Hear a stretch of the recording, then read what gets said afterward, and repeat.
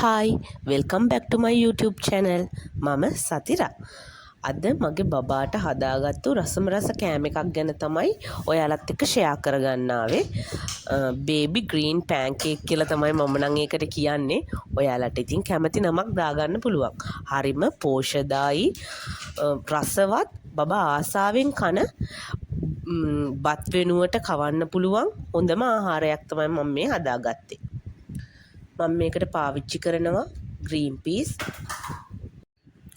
සුදු ලූණු, පොඩි රතු ලූණු ගෙඩියක්, වට්ටක්කා, මම කලින් කිව්වා වගේ ග්‍රීන් පීස්. තව මම කරපිංචා සම්බල් එක තියෙනවා සැර නැතිව හදාගත්තු. ඒකෙන් ටිකක් එකතු කරගන්නවා. ඔයාලට කැමති නම් තියෙනවා නම් එකතු කරන්න, නැත්නම් කරපිංචා පොඩි කෑලි ටිකක් එකතු කරත් හරි. මම බිත්තරයක් දාගන්න ප්‍රෝටීන් ටිකක් වැඩිපුර ලැබෙන්න ඕන නිසා ග්‍රීන් පීස් උත් ප්‍රෝටීන් තියෙනවා. තව නිවිති කොළ දාගන්නවා. මම අර ග්‍රීන් පැත්තට බර වෙන්න තමයි අද හදාගන්නේ. මොකද ග්‍රීන් පීස් උත් කොළ පාටයි. ඒක නිසා වට්ටක්ක දාන්නේ පොඩි පැණි රස ගතියක් එන්න. ඔයාලට කැරට් කැමති නම් දාන්නත් පුළුවන්, නැත්නම් බතල කෑල්ලක් දාගන්නත් පුළුවන්.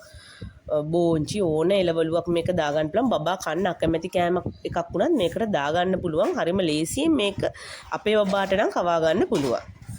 මම ග්‍රීන් පීසුයි වට්ටක්කයි තම්බ ගන්නවා.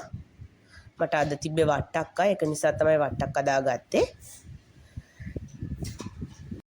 ඔයාලට මගේ කටහඬේ පොඩි වෙනසක් පේනවා ඇති. මොකද මට සනීප නෑ. දැන් සතියක් විතර තිස්සේ මට අසනීප වෙලා හිටියේ. තාමත් සනීප නැහැ. ඒක නිසා තමයි මට මේ ළඟකදී වීඩියෝ එකක්වත් මුකුත් කරගන්න බැරි වුණේ. මම ඉතින් මන්ට මේක ගේන්න හිතුවා. සති දෙකක් වගේ මට වීඩියෝස් කරන්න බැරි වුණා. ඒක නිසා මේක ටිකක් කල් මම වීඩියෝ කරපු එකක්. හොඳට මේක තම්බ ගන්න. මේක ඔයාලට තැම්බිලා කියලා තේරුණාම ඒක ඕෆ් කරගන්න. මේ ප්‍රමාණයට වගේ වතුර දාගන්න. මොකද මම වතුර චුට්ටක් ඉතුරු කරගත්තා. බ්ලෙන්ඩ් කරන්න ඕන නිසා. ඒකට මේ වතුරෙන් එකතු කරගත්තාම මේ තැම්බුන වතුර වල විටමින් C වගේ වතුරට දිය වෙන විටමින්ස් තියෙනවානේ. ඒ ටික ඔක්කොම අපිට ආපහු ලබා ගන්න පුළුවන් නිසා මම ඒ වතුරමයි එකතු කරන්නේ. බ්ලෙන්ඩ් කරගන්න. පොඩ්ඩක් මේක නිවෙන්න තියලා එකතු කරගන්න බ්ලෙන්ඩ් එකට.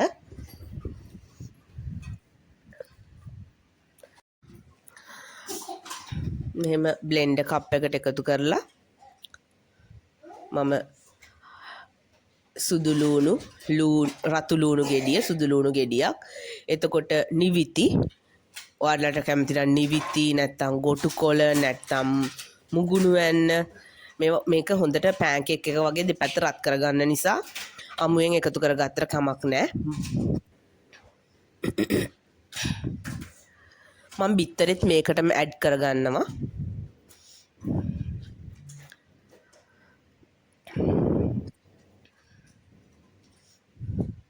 මම පොඩි ප්‍රමාණයක් ඉතුරු කරගත්තා.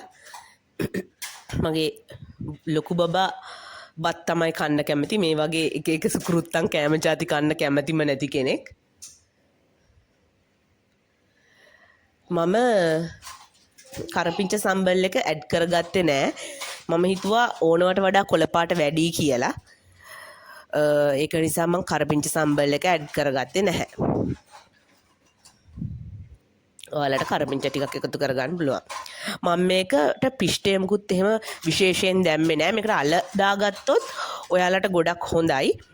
අල දාගත්තේ නැති නිසා මම මේකට රුලන් වලින් එකතු කරගන්න හිතුවා. මොකද රුලනුත් හොඳ පිෂ්ඨය තියෙන ආහාරයක්, හරි ගුණ කෑමක්. ඒක නිසා මම මගේ බබා කන ප්‍රමාණයට, එතකොට මේකට ඇති කියලා හිතන ප්‍රමාණයට රුලන් එකතු කරගත්තා. මම මේ සැහැඳි 3ක් 4ක් එකතු කරගත්තේ. තව අපේ බබා පොඩ්ඩක් බත් කන්න හොරයි. ඒක මම වීඩියෝස් වලින් ඕන තරම් කියලා තියෙනවා. ඒක නිසා මම මේකට බත් එකතු කරගත්තා. නාඩු හාල් බත්. මම අපි හදන බත් වලින්ම තමයි බබාටත් දෙන්නේ. ඒක නිසා විශේෂත්වයක් කරන්නේ නැහැ බබාට. ඊට පස්සේ හොඳට බ්ලෙන්ඩ් කරගත්තා. මට ඇත්තටම මේකට ලුණු දාගන්න අමතක වුණා. මම දැන් තමයි ලුණු ඉහාගෙන කලවම් කරගන්නේ. මේක එක වේලකට ටිකක් වැඩි. අර එකම දේ දවසේ වේල් දෙකකට දෙන්නත් බෑ. ඒක නිසා එක වේලකට සම්පූර්ණයෙන්ම මේක දීලා වේලක කොටසකට වගේ දෙන්න තියාගත්තා. ඊළඟ වේලේ පෑන් එකකට පොල් තෙල් ටිකක් දාගෙන මම මේක පෑන්කේක් වගේ හදාගන්න යන්නේ. මේක මේ දියාරු මිශ්‍රණයක් නෙමේ, ටිකක් ඝන මිශ්‍රණයක්. මොකද දියාරු වුණොත් වතුර වැඩි කරගන්න වෙනවනේ. එතකොට බබාට බර වැඩි වෙන එකට පොඩි ප්‍රශ්නයක් වෙනවා. පෝෂණයේ තිබ්බට අපි පෝෂණීය විදිහට බබාගේ බරත් වැඩි කරගන්න ඕනේනේ. මගේ බබාට අවුරුද්දයි මාස 5යි. මේක මාස 6න් පස්සේ බබෙක්ට දෙන්න පුළුවන් ආහාර වේලක්. හැබැයි බබාට දෙද්දි මාස 6න් කියන්නේ 6න් බෙරි බතනේ දෙන්නේ. එම නෙමේ කෑම පුරුදු කරලා තියෙන ප්‍රමාණයට කියන්නේ මේ පෑන්කේක් එක නිකම් අතේ පොඩි වෙනවා. බෙරිම තමයි මම මාස 6න් සුදුසුයි කිව්වට ඔයාලා මේක පටන්ගෙන ඇලර්ජි ටෙස්ට් කරගෙන යන ගමන් මාස 7-8 පහුවෙලා හොඳටම දෙන්න සුදුසු ආහාරයක් තමයි. බබාට ලුණු දාන්න නැතුව අපිට අවශ්‍ය දේවල් තියෙනවානේ දාන්න ඕන දාන්නේ නැති ඒ දේවල් බලලා මේක අඩු වැඩි කරලා මේක හදලා දෙන්න පුළුවන්. විශේෂයෙන්ම බත් කන්න නැති බබාලට නම් හදලා දීලම බලන්න මාරම ආසාවෙන් කනවා.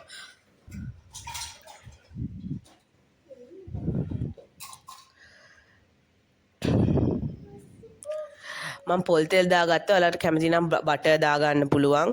නැත්නම් ගී තෙල් දාගන්න පුළුවන්. මම බටර් දාගන්න නැත්තේ ලුණු සහිත බටර්නේ තියෙන්නේ. දැන් මේකටත් මම ලුණු ඇඩ් කරපු නිසා දෙකම ලුණු වැඩි වෙයි කියලා හිතුවා. මම පොල් තෙල් තමයි එකතු කරගත්තේ. දෙපැත්ත හොඳට පොඩ්ඩක් ක්‍රිස්පි වෙන්න මම බැදගත්තා. මොකද මේ නැත්තම් එක කැඩෙන්න බලනවා. මොකද අපි පාන් පිටි එහෙම මුකුත් ආට පිටි මුකුත් කඩල පිටි මුකුත් දාගත්තේ නැති නිසා මේක කැඩෙන්න බලනවා. බබාලට හරිම සොෆ්ට් කන්න පුළුවන්. ඒක නිසා මං චුට්ටක් ක්‍රිස්පියට බැදෙන්න ඕන නිසා දෙපැත්ත හොඳට රත් කරගත්තා. එක පැත්තක් විනාඩි 4-5ක් වගේ දෙපැත්තම අඩු ගින්දරේ රත් කරගත්තේ. එතකොට අර අපි පොඩ්ඩක් වැඩිපුර අල්ලන් හිටියට කැඩෙන ගතියක් ආවේ නැහැ. නැත්තම් කැඩෙන්න බලනවා ඉක්මනින්ම. මම මේ වගේ මේ පේන විදිහට ඒවා 9ක් විතර හදාගත්තා. අපිට කැමති නම් මේකට චිකන් වගේ දෙයක්, මාළු කටු රහිත මාළු වගේ දෙයක් එකතු කරගන්නත් පුළුවන්. මම බිත්තරයකුත් දාගත් නිසා එහෙම ඇඩ් කරන්න හිතුවේ නැහැ. මොකද අපේ බබා චිකන් මාළු වගේ දේවල් නෝමල් උයලා හරි තම්බලා හරි එහෙම දුන්නාම කනවා. බිත්තර තමයි ටිකක් කන්න හොර. ඒත් බිත්තරත් දැන් කනවා. එක එක කාලෙට එක එක විදිය මම මේ කරන්නේ. බබාලා දෙන්නවම ළඟ තියාගෙන ලිප ළඟ. ඉතින් තනියෙන් කරද්දි ඉතින් ඔහොම තමයි මොනා කරන්නද? පොඩි එක්කෙනා වඩාගෙන ලොකු එක්කෙනා එහා පැත්තේ තියාගෙන කොහොම හරි ඉතින් හැමදේම ඇඩ්ජස්ට් කරගෙන කරනවා. මේ ඉතින් අපේ බබාට කවන වෙලාව. බලන්නකෝ යා මට කවන්න දෙන්නෙත් නෑ. එයා තනියම කනවා. හරි හොඳ බබෙක්. මේ වගේ දේවල් කන්න විතරක් හැබැයි.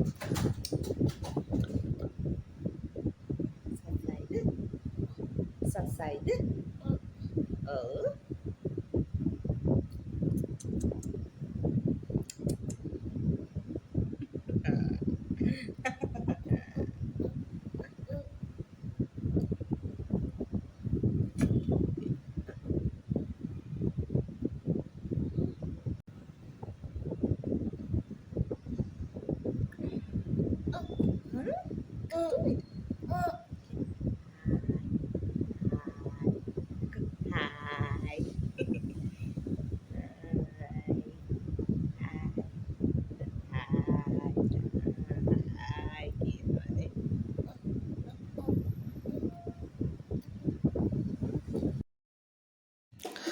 මෙහෙම තමයි ඉතින් මගේ බබා කෑවේ. ලොකු බබාට නම් බත් දුන්නා.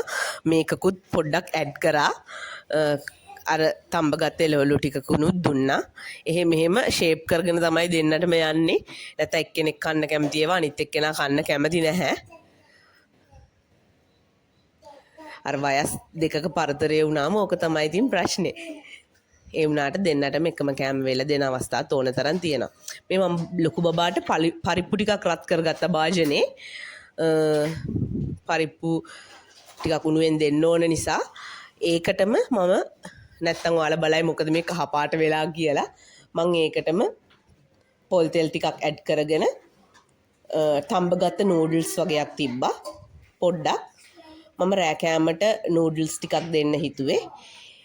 පරිප්පු මිශ්‍ර කරගෙන අපේ බබා පරිප්පු කන්න හරි අකමැති. ඇයි දන්නේ නැහැ.